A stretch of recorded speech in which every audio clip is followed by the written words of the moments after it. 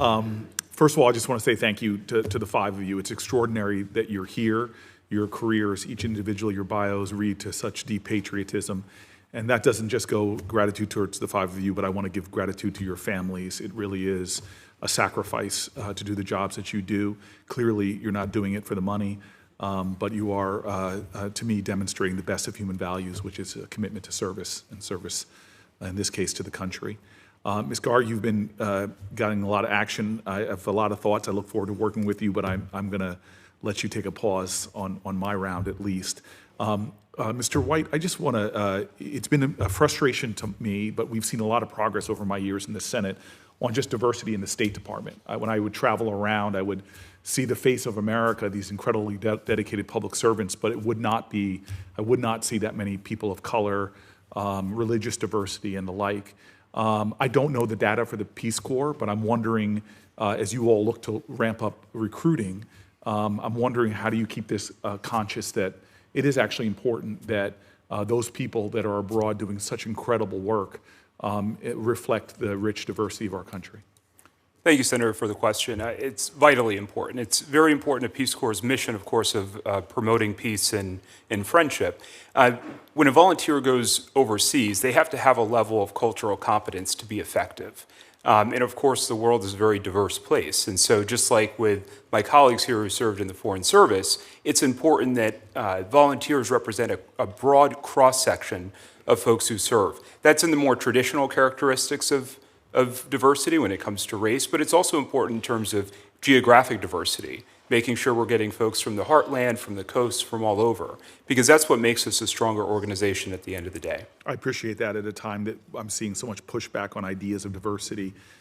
We in this, with the State Department, we've seen a lot of great progress with paid internship programs and more conscious recruiting. I really appreciate that you're focused on that.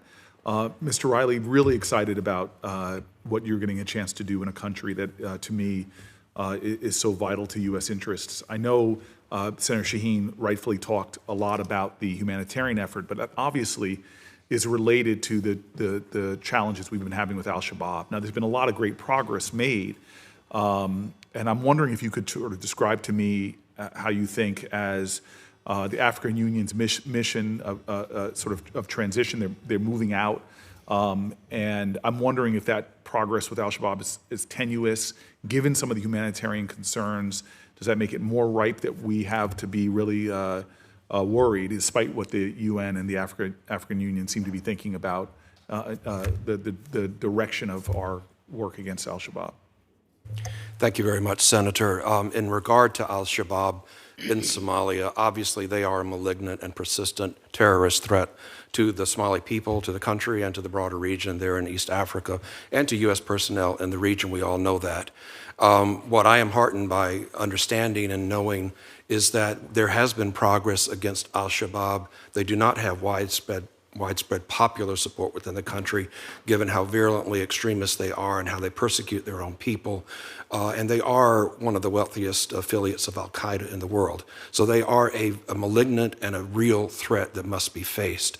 What I'm heartened to see and understand is that through all of the support that we have given and our partners in the Quint have given in terms of standing up the Somali security forces and the progress that's been made in that area, progress is being made. More territory has been regained in the last, I think it's 14 months than in the previous 5 years against al-Shabaab, which is a real success.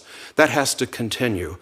We know that there was some setbacks last month in Galmudug in that offensive. We all recognize that, but as you also know, the federal government, together with the African Union, have asked for a pause briefly for 90 days for that scheduled drawdown of the ATMOS forces.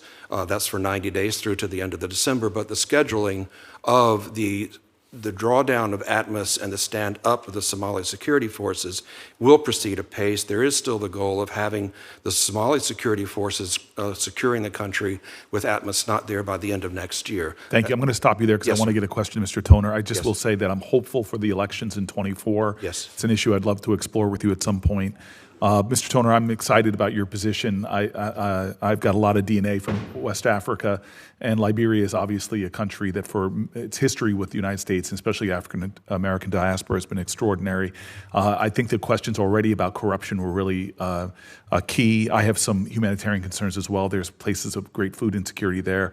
The one thing I just want to ask, and I'm treading upon the generosity and kindness of Senator Kaine, who I'm just a warm-up act for.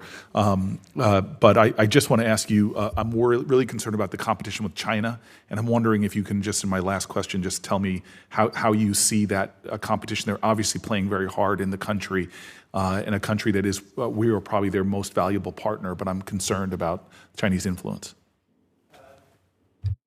Thank you for the question. I don't think we can ever be complacent about the PRC and their involvement throughout that West Africa and Africa in general. I would argue, though, Senator, and to your point, our voice matters there. Our involvement matters there. I think the fact that we've just got Peace Corps volunteers back in the country, that we have a robust public engagement program, public diplomacy program. We are still the country that Liberians look to for guidance and for a model. And sir, I will make it my priority to continue those efforts. Thank you very much.